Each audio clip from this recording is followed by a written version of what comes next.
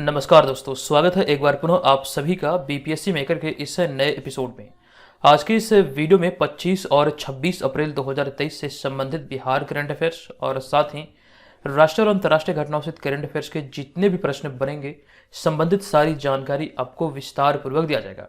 जो भी छात्र पहली बार इस श्रृंखला से जुड़े हैं, आपको बता दूं, बीपीएससी मेकर ऐप पर डेली करंट अफेयर्स वाले इस सीरीज का सारा पीडीएफ आप निःशुल्क डाउनलोड कर सकते हैं।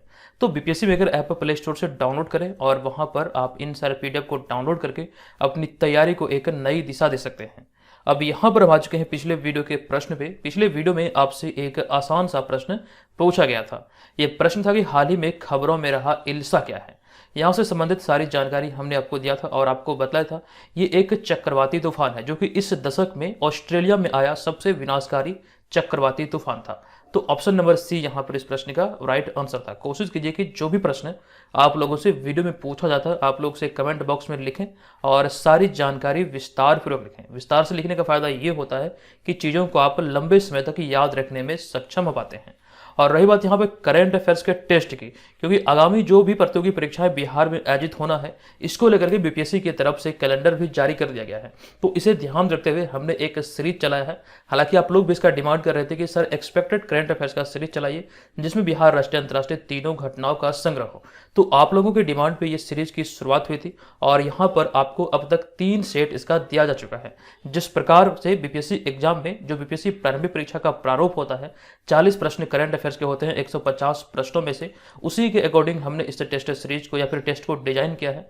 तो हमारे जितने भी छात्र हैं सभी लोग इसको अटेंड करेंगे। ये आपको यूट्यूब चैनल पर एक नया प्लेलिस्ट बना है करंट अफेयर्स टेस्ट नाम से, आप वहां पर जाकर के इस सीरीज के सारे वीडियो को फॉलो कर सकते हैं। निश्चित तौर पर ये आपको एग्जाम वाली फीलिंग देने वाला है। रही बात इसके ऑनलाइन टेस्ट सीरीज और इसका पीडीएफ फाइल की, तो ये सभी आपको बीपीएससी मेकर ऐप पर उपलब्ध कराया गया है। आप एप्लीकेशन को डाउनलोड करके ये तमाम चीज़ों का लाभ वहां से उठा सकते हैं।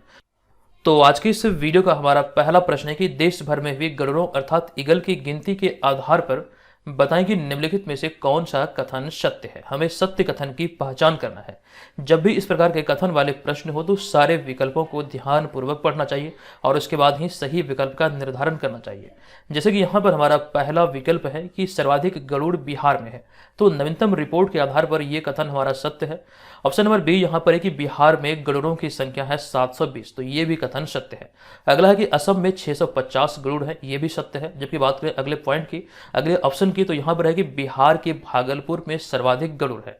ये सारे विकल्प यहाँ पर सही है और इस आधार पर हमारा राइट आंसर होगा उपयुक्त में से एक से अधिक, यानी कि विकल्प नंबर ई यहाँ पर फाइनली इस प्रश्न का राइट आंसर हो जाएगा। संबंधित तथ्यों की बात करें तो आपको जानकारी दे दूं कि अंतर्राष्ट्रीय स्तर पर अति संकटग्रस्त पक्षियों की सूची में शामिल हो चुके बड़े पक्षी गरुड़ की हालिया गिनती के आधार पर 720 गरुड़ों के साथ बिहार शीर्ष पर है। जो नवीनतम रिपोर्ट आई है, इस रिपोर्ट के आधार पर बिहार में 720 गरुड़ है। जबकि वहीं पर हम अगले पॉइंट की बात करें तो बिहार में सर्वाधिक गरुड़ भागलपुर में पाया जाता है। हालांकि भागलपुर के अतिरिक्त आपको ध्यान रखना है खगड़िया, पूर्णिया, मधेपुरा क्षेत्र में भी गरुड़ पाया जाता है। यानी कोसी क्षेत्र की बात करें तो आमतौर पर मुख्य रूप से बिहार के कोसी क्षेत्र में गरुड़ पाया जाता है। अब यहाँ पर हम अगले पॉइंट की बात करें तो नवीनतम रिपोर्ट के आधार पर असम 650 गरुड़ के साथ भारत में दूसरे स्थान पर है। प्रथम स्थान पर बिहार और दूसरे स्थान पर असम है 650 गरुड़ के साथ। नेक्स्ट पॉइंट है कि एशिया का, यहाँ पे एक्स्ट्रा फैक्ट में हमने शामिल किया है कि एशिया का पहला डॉल्फिन अनुसंधान संस्थान पटना में बना है। तो यहाँ से आपको ये ध्यान रखना, यह बिहार ही नहीं, भारत ही नहीं, बल्कि पूरे एशिया का पहला डॉल्फिन अनुसंधान संस्थान है जो कि पटना में बना है। अब चूंकि यहाँ पर बात हो रही थी गरुड़ों की, तो आप यहाँ पर इस तस्वीर में गरुड़ को देख सकते हैं। हालांकि गरुड़ के बारे में हम बात करें तो गरुड़ पुराण में गरुड़ को भगवान विष्णु का वाहक कहा गया है। आप इस तस्वीर के माध्यम से भी देख सकते हैं। फिलहाल इसे स्किप करते हुए हम चलते हैं अगले प्रश्न पे। हमारा अगला दूसरा प्रश्न है कि हाल ही की घोषणा के अनुसार बिहार के किस जिले में डीएनए जांच के लिए एक यूनिट लगाई जाएगी। अभी हाल ही में ये घोषणा हुआ बिहार सरकार का, तो नवीनतम घोषणा के आधार पर बिहार के मुजफ्फरपुर और भागलपुर में, यानी कि इन दोनों जिलों में डीएनए जांच के लिए यूनिट लगाई जाएगी। तो तो ऐसे में ऑप्शन नंबर ई यहाँ पर इस प्रश्न का राइट आंसर हो जाएगा। आपको यहाँ पर विस्तार पूर्वक जानकारी दे दूं कि नीतीश कुमार की अध्यक्षता में हाल ही में बिहार कैबिनेट की बैठक में अहम फैसला लिया गया और इस फैसले के अनुसार डीएनए जांच के लिए राज्य के 2 जिलों, इन दोनों जिलों का नाम ध्यान रखें, मुजफ्फरपुर और भागलपुर में यूनिट लगाया जाएगा। यानी कि डीएनए जांच के लिए यहाँ पर यूनिट लगाया जाएगा, ताकि यहाँ पर अगले पॉइंट को देखकर आप समझेंगे कि ये जरूरत क्यों महसूस हुई बिहार को। इसी दिशा में यहाँ पर अगला पॉइंट है कि दरअसल राज्य में यौन शोषण से संबंधित क्राइम, मृतक की पहचान, बच्चों की चोरी जैसे मामले में जांच की डीएनए टेस्ट काफी अहम होता है और बिहार इसको लेकर के मौजूदा समय की बात करें तो इसकी जांच के लिए अन्य राज्यों पर निर्भर है। यानी कि राज्य के बाहर सैंपल भेजे जाते हैं जिसके रिपोर्ट आने में काफी वक्त लग जाता है या फिर काफी समय लग जाता है, तो उस मामले को सुलझाने में काफी वक्त लग जाता है। तो इसी कमी को दूर करने के लिए बिहार सरकार ने भी हाल ही में ये घोषणा की और घोषणा के आधार पर मुजफ्फरपुर और भागलपुर में इसकी 2 यूनिट लगाई जाएगी। क्योंकि यहाँ पर बात हो रही थी डीएनए की, तो डीएनए से संबंधित एक जानकारी हमने आपको पिछले वीडियो में दिया था कि हाल ही में हिमाचल प्रदेश सरकार ने अज्ञात शवों की पहचान के लिए डीएनए डेटाबेस तैयार किया है। विस्तृत तौर पर हमने आपको इसकी जानकारी दिया था। अगर आप डेली करंट अफेयर्स की श्रृंखला को इसी तरह से रेगुलर फॉलो करते रहेंगे तो निश्चित तौर पर आगामी प्रतियोगी परीक्षा, खास करके जो बिहार में आयोजित होना है, आपको इसी सीरीज से सारा का सारा करंट अफेयर्स कवर हो जाएगा। दोबारा कहीं से भी आपको करंट अफेयर्स से पढ़ने की आवश्यकता नहीं है। एक अहम जानकारी यहाँ पर यह भी है, आप ध्यान रखेंगे कि बीपीएससी के द्वारा अब बिहार में शिक्षक भर्ती के लिए एग्जाम लिया जाएगा। इसकी घोषणा हो चुकी है और आपको इस बात का ध्यान रखना है, ये करंट अफेयर्स से उस एग्जाम के दृष्टिकोण से भी आपके लिए महत्वपूर्ण होंगे। निश्चित तौर पर जो भी परीक्षार्थी हैं इस सीरीज को फॉलो कर रहे हैं, फॉलो करते रहिएगा, क्योंकि यहीं से आपके एग्जाम में प्रश्न बनने वाले हैं। क्योंकि यहाँ पर हम लोग चर्चा कर रहे थे 2 जिलों की, ये 2 जिले मुजफ्फरपुर और भागलपुर थे, लेकिन इसके अतिरिक्त विकल्प नंबर सी में हमने शेखपुरा और पूर्णिया लिखा है। अब ये 2 जिलों के बारे में यहाँ पर हमने आगे आपके साथ एक जानकारी साझा किया है जो कि अति महत्वपूर्ण है। अभी नीति आयोग की तरफ से एक रिपोर्ट आई थी जो कि डेल्टा रैंकिंग के नाम से आप लोग जानते हैं। फरवरी 2023 के आधार पर जो रैंकिंग आई थी, तो इसमें एजुकेशन कैटेगरी में पूरे भारत के आकांक्षी जिलों में बिहार का शेखपुरा जिला प्रथम स्थान पर रहा था, जबकि बिहार का पूर्णिया जिला दूसरे स्थान पर रहा। उसके बाद क्रमशः झारखंड के 3 जिले थे जो आप यहाँ पर टॉप 5 की सूची में देख रहे हैं। तो ये सारी बातें ध्यान रखिए। एजुकेशन कैटेगरी में पहले स्थान पर पूरे भारत में शेखपुरा, दूसरे स्थान पर रहा था पूर्णिया। अब यहाँ पर अगले प्रश्न पे जाने से पहले आपको बता दूं कि हमारे जितने भी स्टडी मटेरियल, नोट्स और साथ साथ जो टेस्ट सीरीज है वो सभी आपको बीपीएससी मेकर ऐप पर मिल जाएगा। हमारे टेस्ट सीरीज के माध्यम से आप घर बैठे अपनी तैयारी का सही तरीके से आकलन कर सकते हैं। आप ये खुद जान पाएंगे कि आगामी एग्जाम को देखते हुए आप कितने प्रिपेयर हैं। तो टेस्ट सीरीज को जरूर ज्वाइन कीजिएगा। निश्चित तौर पर आप अपनी तैयारी का सही तरीके से आकलन कर पाएंगे और यहाँ पर जो टेस्ट सीरीज का आपको पीडीएफ मिलेगा उसके माध्यम से जो एक्सप्लेनेशन उसमें होगा उससे आपको बहुत सारी चीजें सीखने को मिलेगा। हालांकि इस कोर्स में आपका करंट अफेयर्स भी शामिल है, जिसमें कि सम्मिलित पैकेज आपको मिलेगा 69 बीपीएससी एग्जाम के लिए। इसके अतिरिक्त बिहार जीके और साथ ही साथ सिलेबस आधारित नोट्स भी आपको इस कोर्स में शामिल किया गया है। रही बात यहाँ पर इस कोर्स की, तो इसमें एक ऑफर चल रहा है। ऑफर का लाभ लेने के लिए जब आप इस कोर्स को बीपीएससी मेकर ऐप पर परचेज करेंगे, आपको कूपन कोड अप्लाई करना है BM100 का, जिसके बाद आपको यहाँ पर 400 रुपये का डिस्काउंट मिलेगा। डिस्काउंट के बाद आप यहाँ पर इस कोर्स को आसानी से ज्वाइन कर पाएंगे। अब यहाँ पर हम आगे बढ़ेंगे और चूंकि बात हो रही थी बिहार से संबंधित प्रश्नों की, तो बिहार के बारे में ये कुछ बेसिक से फैक्ट है जो कि आपको याद रखना है। समय समय पर इसका रिवीजन हमने आपको करवाया है जो कि अति महत्वपूर्ण है। हमने देखा कि कई बार यहाँ से भी प्रश्न बने हैं। जैसे कि भारत वाले मैप पर ये बिहार की स्थिति है। बिहार की चौहद्दी की बात करें तो उत्तर में नेपाल, दक्षिण में झारखंड, पूर्व में पश्चिम बंगाल और पश्चिम में उत्तर प्रदेश है। बिहार की राजधानी है पटना, आप सभी जानते हैं, लेकिन पटना से संबंधित 2 प्रश्न अति महत्वपूर्ण है। पटना नगर को बसाने का श्रेय किसे जाता है और पटना में सैनिक छावनी का निर्माण गंगा नदी के किनारे किसने करवाया था? ये दोनों प्रश्न अति महत्वपूर्ण है और कई बार एग्जाम में पूछे गए हैं। तो सबसे पहले यह ध्यान है कि पटना में सैनिक छावनी का जो निर्माण किया गया था लिच्छवियों पर आक्रमण करने के लिए, ये आजाद शत्रु के द्वारा करवाया गया था। जबकि बात करें पटना नगर को बसाने का श्रेय किन्हें जाता है, तो ये उदयन को जाता है। दोनों को यहां से नोट कीजिएगा कहीं पर, ये अति महत्वपूर्ण है। और वहीं पे हमारा दूसरा पॉइंट है कि वर्तमान में बिहार के राज्यपाल हैं राजेंद्र विश्वनाथ आर्लेकर। मोस्ट इंपोर्टेंटली आपको ये ध्यान रखना कि राजेंद्र विश्वनाथ आर्लेकर बिहार के 41वें राज्यपाल है, अति महत्वपूर्ण है। हम बात करें यहाँ पर अगले पॉइंट की, तो मुख्यमंत्री नीतीश कुमार है जो कि बिहार के 22वें मुख्यमंत्री हैं। अगला है राजकीय पक्षी गौरैया। अभी हाल ही में 20 मार्च को, नोट कर लीजिएगा कहीं पर, 20 मार्च को विश्व गौरैया दिवस मनाया गया, जिसका थीम था आई लव स्पैरो। नेक्स्ट है राजकीय पशु है बैल, राजकीय वृक्ष है पीपल, राजकीय फूल है गेंदा। राजकीय फूल गेंदा को लेकर बहुत सारे लोग कंफ्यूज कर जाते हैं। बहुत सारे लोग बोलते हैं कि कचनार राजकीय फूल है। एक्चुअली में कचनार पहले बिहार का राजकीय फूल था, लेकिन अभी वर्तमान समय में बिहार का राजकीय फूल गेंदा अर्थात मेरीगोल्ड है। ध्यान रखेंगे आप लोग, यहाँ पर आपको कंफ्यूज नहीं करना है। हमारा अगला पॉइंट है जनसंख्या घनत्व। तो 2011 की जनगणना के आधार पर बिहार का जनसंख्या घनत्व है 1106 व्यक्ति प्रति वर्ग किलोमीटर। अब यहाँ पे हमारा अगला होगा बिहार का क्षेत्रफल कितना है। कई बार यहाँ से एग्जाम में प्रश्न बने हैं। तो बिहार का क्षेत्रफल है 94,163 वर्ग किलोमीटर या फिर किलोमीटर स्क्वायर। एक जानकारी यहाँ पर आप लोग नोट करेंगे कि 15 नवंबर सन 2000 ईस्वी को बिहार से झारखंड अलग हुआ था। और जब झारखंड अलग हुआ बिहार से, तो संपूर्ण भूभाग यानी कि बिहार और झारखंड का जो सम्मिलित क्षेत्र था, तो 15 नवंबर 2000 ईस्वी को जब ये बंटवारा हुआ तो 46% भूभाग के साथ झारखंड राज्य गठित हुआ था। यानी कि बिहार के क्षेत्र में जो भूभाग रही थी ये 54% भूभाग थी। तो इन्हीं 54% में आपको ध्यान रखना है बिहार का जो क्षेत्रफल है ये है 94,163 वर्ग किलोमीटर। जबकि बात करें झारखंड के पहले मुख्यमंत्री कौन थे, तो झारखंड के पहले मुख्यमंत्री बने थे बाबूलाल मरांडी। हालांकि यहां पर एक जानकारी ये दे दूं कि जब बिहार और झारखंड का बंटवारा हुआ तो बंटवारा के परिणाम स्वरूप बिहार के क्षेत्र में जितनी भी खनिज संपदाएं थी वो सभी लगभग तकरीबन 90% से अधिक जो था वो झारखंड के हिस्से में चले गया। बिहार के क्षेत्र में 10% से भी कम का यहाँ पर खनिज संपदा बचा। लेकिन हाल ही के समय में बहुत सारी खोजें हुई है जिस आधार पर बिहार भी खनिज संपदा के मामले में अन्य राज्य जहां पर खनिज संपदाएं मौजूद है वैसे राज्यों की सूची में शामिल हुआ है। इसी दिशा में हमने आपको एक जानकारी दिया था 2022 में केंद्र सरकार ने एक बात की पुष्टि की थी। एक रिपोर्ट आया था केंद्र सरकार का जिसमें यह जिक्र किया गया था कि पूरे भारत में जितने भी स्वर्ण खदान मौजूद है उनमें से 44% भाग बिहार के जमुई में है। ये जानकारी आपको याद रखना है, हमने आपको विस्तार पूर्वक बताया था।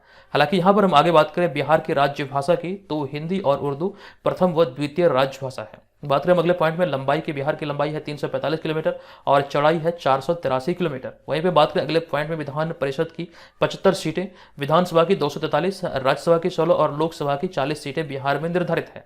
जबकि एक इंपॉर्टेंट फैक्ट ये भी है कि बिहार का लोक नृत्य क्या क्या है, तो मुख्य रूप से जाट, जाटिन, कजरिया, पनवरिया और विदिशा यहाँ की प्रमुख लोक नृत्य है। ये सारी बातें यहाँ से ध्यान रखेंगे। और जो आप यहाँ पर इस तस्वीर में देख रहे हैं 2 स्वास्तिक, ये जो देख रहे हैं स्वास्तिक है, तो 2 स्वास्तिक के बीच में बोधि वृक्ष, ये बिहार का राजकीय चिन्ह है। कई बार यहाँ से भी आपके एग्जाम में प्रश्न बन सकते हैं। हालांकि अभी तक पूछे नहीं गए हैं, लेकिन आपको यह ध्यान रखना है कि पूछे जाने की प्रबल संभावना है। तो जब भी आपको प्रश्न दिखे इस बात का ध्यान रखिएगा, जब भी 2 स्वास्तिक के बीच में बोधि वृक्ष होगा तभी वो बिहार का राजकीय चिन्ह कहलाएगा। तो यहां से आपको इतनी सारी जानकारी याद रखना है। क्योंकि यहां पर बात हो रही थी बिहार की, तो बिहार में मौजूदा समय में 9 प्रमंडल है, यानी कि बिहार को 9 प्रमंडल में बांटा गया है और इस 9 प्रमंडल के अंतर्गत जिलों की संख्या 38। ये भी आपको ध्यान रखना है, सारा का सारा ब्यौरा यहाँ पर दर्शाया गया है। फिलहाल इसे स्किप करते हुए चलते हैं हम अगले प्रश्न पे। यह प्रश्न है कि इस वर्ष 22 अप्रैल 2023 को मनाए गए विश्व पृथ्वी दिवस की थीम क्या निर्धारित की गई है। इस प्रश्न का हमारा राइट आंसर होगा ऑप्शन नंबर ए, यानी कि हमारे ग्रह में निवेश करें। अब आपको यहाँ पर जानकारी दे दूं, इससे संबंधित हमारा पहला पॉइंट है कि प्रत्येक वर्ष पूरे विश्व में 22 अप्रैल को पृथ्वी दिवस के रूप में मनाया जाता है। और आपको यहाँ पर यह ध्यान रखना है कि इसका उद्देश्य पृथ्वी को बचाना और इसके वातावरण को संरक्षित रखने के लिए या फिर संरक्षित करने के लिए लोगों को जागरूक करना ही इसका एक लक्ष्य है, जिसको लेकर के प्रत्येक वर्ष पूरे विश्व में 22 अप्रैल को विश्व पृथ्वी दिवस मनाया जाता है। और यह पहली बार मनाया गया था 1970 में। ये भी यहाँ से आपको ध्यान रखना है। अब यहाँ पे अगले पॉइंट में हम बात करें इसके थीम की, तो इस वर्ष 22 अप्रैल 2023 को जो पृथ्वी दिवस मनाया गया इसका थीम क्या था। एग्जाम पर्पज से ये इंपॉर्टेंट है। इसका थीम था हमारे ग्रह में निवेश करें, यानी कि इन्वेस्ट इन आवर प्लेनेट। जब भी बात करें 2022 में जो इसका दिवस मनाया गया विश्व पृथ्वी दिवस, इसका भी थीम यही था। दोनों को आपको यहाँ से ध्यान रख लेना है। 2022 में साथ 2023 में यही थीम था, इन्वेस्ट इन आवर प्लेनेट, यानी कि हमारे ग्रह में निवेश करें।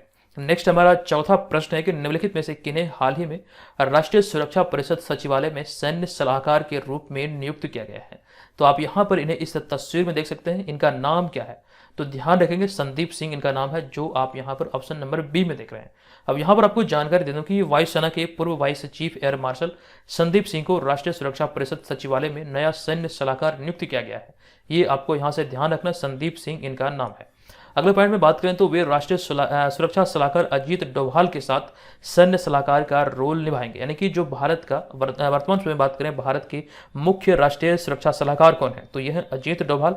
और संदीप सिंह जो भी हाल ही में नियुक्त हुए हैं तो ये अजीत डोभाल के साथ ही कार्य करेंगे। अब यहाँ पे अगला पॉइंट अति महत्वपूर्ण है कि उन्होंने किनका स्थान लिया है। तो यहाँ पर आप देख रहे हैं कि उन्होंने जनरल अनिल चौहान का जगह लिया है, जिन्हें पिछले साल अक्टूबर 2022 में चीफ ऑफ डिफेंस स्टाफ के रूप में नियुक्त किया गया था। ये जानकारी हमने कई बार आपको दिया था कि भारत के जो पहले चीफ ऑफ डिफेंस स्टाफ थे वे थे बिपिन रावत। आपको याद होगा बिपिन रावत से संबंधित एक वीडियो हमने चैनल पर अपलोड किया था, सारी जानकारी वहां से आपको दिया था। जनरल बिपिन रावत की बात करें तो वे भारत के पहले चीफ ऑफ डिफेंस स्टाफ थे। आपको ध्यान इस बात का रखना है कि तमिलनाडु के कुन्नूर के पास एक चॉपर दुर्घटना का शिकार हो गया था, जिनमें सवार उनकी पत्नी समेत कुल 14 लोग दुर्घटना स्थल पर ही मौत का शिकार हो गए थे। ये जानकारी आपको ध्यान रखना है। इसके बाद द्वितीय चीफ ऑफ डिफेंस स्टाफ के रूप में अनिल चौहान को नियुक्त किया गया था अक्टूबर 2022 में, जिसके बाद से अभी यह पद खाली था, यानी कि सुरक्षा परिषद सचिवालय में जो सैन्य सलाहकार का जो पद था वो खाली था। इस पद पर अभी हाल ही में संदीप संयुक्ति हुई है। ये सारी बातें यहाँ से आपको ध्यान रखना है। अब यहाँ पे हमारा अगला पॉइंट है कि वर्तमान में एयर मार्शल। सबसे पहले यहाँ पर यह ध्यान रखिए, भारतीय वायुसेना प्रमुख को एयर मार्शल कहा जाता है। तो वर्तमान समय में एयर मार्शल अर्थात भारतीय वायुसेना प्रमुख VR चौधरी, यानी कि विवेक राम चौधरी, इनका पूरा नाम है विवेक राम चौधरी और शॉर्ट में आप लोग जानते हैं VR चौधरी। हालांकि भारतीय सेना प्रमुखों की सूची को यहाँ पर हमने दर्शाया है। वर्तमान समय की बात करें तो वर्तमान समय में थल सेना प्रमुख यानी कि जनरल जो है ये मनोज पांडे हैं, जबकि बात करें हम वायुसेना प्रमुख की तो एयर मार्शल VR चौधरी अर्थात विवेक राम चौधरी। नेक्स्ट हमारा है नौसेना प्रमुख यानी कि एडमिरल R हरि कुमार। जबकि बात करें यहाँ पर चीफ ऑफ डिफेंस स्टाफ की, जो दूसरे चीफ ऑफ डिफेंस स्टाफ है यह है जनरल अनिल चौहान। अभी ही हमने आपको जानकारी दिया, पहले चीफ ऑफ डिफेंस स्टाफ थे बिपिन रावत। नेक्स्ट हमारा पांचवा प्रश्न है कि निम्नलिखित में से किस बैंक ने हाल ही में RBI के इनोवेशन हब के साथ साझेदारी की है? तो इस प्रश्न का हमारा राइट आंसर होगा कैनरा बैंक, यानी कि ऑप्शन नंबर बी यहाँ पर इस प्रश्न का हमारा राइट आंसर होगा। अब यहाँ पर आपको ध्यान रखना है कि कैनरा बैंक ने हाल ही में रिजर्व बैंक इनोवेशन हब के साथ साझेदारी किया है। दरअसल यहाँ पे बात करें रिजर्व बैंक इनोवेशन हब की, तो इसकी शुरुआत कब हुई थी? आपको याद होगा, इसकी जानकारी हमने आपको 2022 में दिया था। इस वाले पॉइंट को आप देखेंगे तो समझ पाएंगे, ये जानकारी आपको याद होगा कि मार्च 2022 में RBI के 25वें गवर्नर शक्तिकांत दास ने बेंगलुरु में, यानी कर्नाटक की राजधानी बेंगलुरु में रिजर्व बैंक इनोवेशन हब का उद्घाटन किया था। आई थिंक आपको याद होगा अगर आप पिछले एक साल से हमारे साथ बने हुए हैं तो। अब यहाँ पे बात करें अगले पॉइंट में इसके उद्देश्य की। ये जो RBI के द्वारा जो इनोवेशन हब यानी कि RBI का जो इनोवेशन हब है, इसका उद्देश्य क्या है? तो इसका उद्देश्य है भारत में वित्तीय क्षेत्र में विश्व स्तरीय नवाचार लाना, जिसको लेकर के अभी हाल ही में कैनरा बैंक ने भी RBI के साथ, यानी कि RBI का जो इनोवेशन हब है इसके साथ साझेदारी किया है। नेक्स्ट यहाँ पर हम बात करेंगे RBI के बारे में। हालांकि ये सारी जानकारी आप यहाँ पर अगले वाले पॉइंट में भी देख पाएंगे। यहाँ पर विस्तृत तौर पर हमने RBI की जानकारी आपके साथ साझा किया है।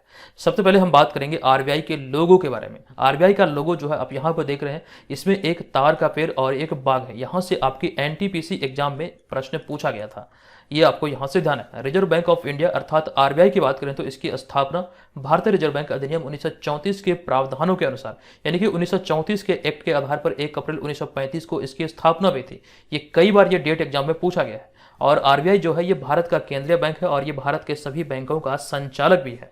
और RBI अर्थात रिजर्व बैंक का केंद्रीय कार्यालय प्रारंभ में कोलकाता में स्थापित था, लेकिन स्थापना के 2 वर्ष बाद 1937 में अस्थायी रूप से मुंबई में इसे स्थानांतरित किया गया।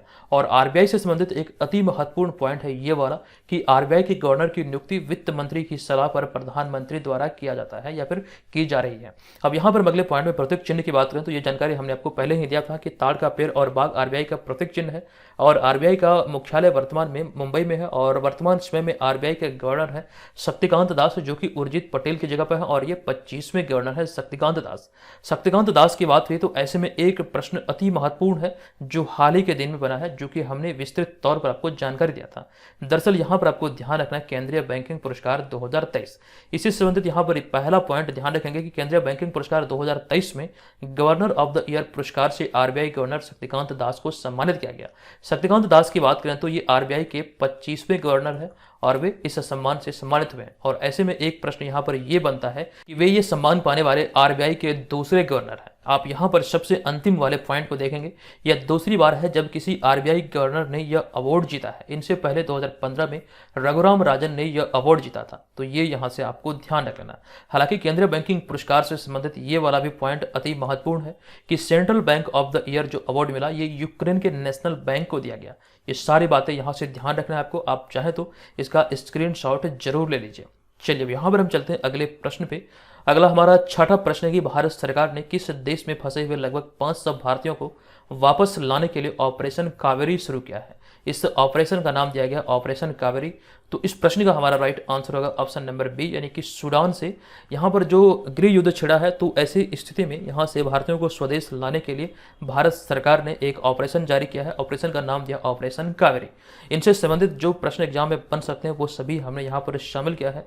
हमारा पहला पॉइंट है कि उत्तर अफ्रीकी देश सूडान में मौजूदा समय में सूडानी सशस्त्र बलों और अर्धसैनिक रैपिड सपोर्ट फोर्स के बीच गृह युद्ध चल रहा है और इस युद्ध की स्थिति भयानक है और स्थिति नाजुक होती नजर आ रही है। और इस बीच भारत सरकार ने ऑपरेशन कावेरी के जरिए वहां फंसे भारतीयों को वापस लाने का जिम्मा उठाया है और इस दिशा में भारत सरकार ने क्या कदम उठाया है वो आप यहां पर इस वाले पॉइंट में देखेंगे। तो इसके लिए वायुसेना के 2 C-130 विमान और नौसेना का INS सुमेधा जहाज सूडान के गृह युद्ध में फंसे भारतीयों को वापस लाने के लिए सऊदी अरब और सूडान भेजा गया है। ये यहाँ से आपको ध्यान रखना, ये दोनों जहाज़ों को तैनात किया गया है और इस ऑपरेशन को नाम दिया गया है ऑपरेशन कावेरी।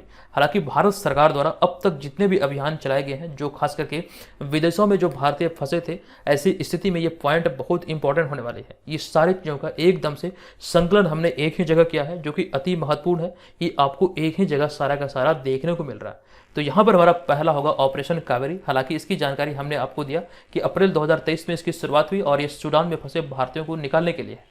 जबकि बात करें इनसे पहले फरवरी 2022 में ऑपरेशन गंगा चलाया गया था और ये ऑपरेशन गंगा संबंधित किससे है वो यहाँ पर दर्शाया गया है कि युद्धग्रस्त यूक्रेन में फंसे भारतीयों को निकालने के लिए ही ये ऑपरेशन गंगा चलाया गया। ऑपरेशन देवी शक्ति अगस्त 2021 में चलाया गया था और ये ऑपरेशन क्यों चलाया गया, तो अफगानिस्तान पर तालिबान का जो कब्जा हुआ था, कब्जा के परिणाम स्वरूप यहाँ पर जो भी भारतीय फंस गए थे, तो फंसे हुए भारतीयों को निकालने के लिए ही ऑपरेशन देव शक्ति चलाया गया।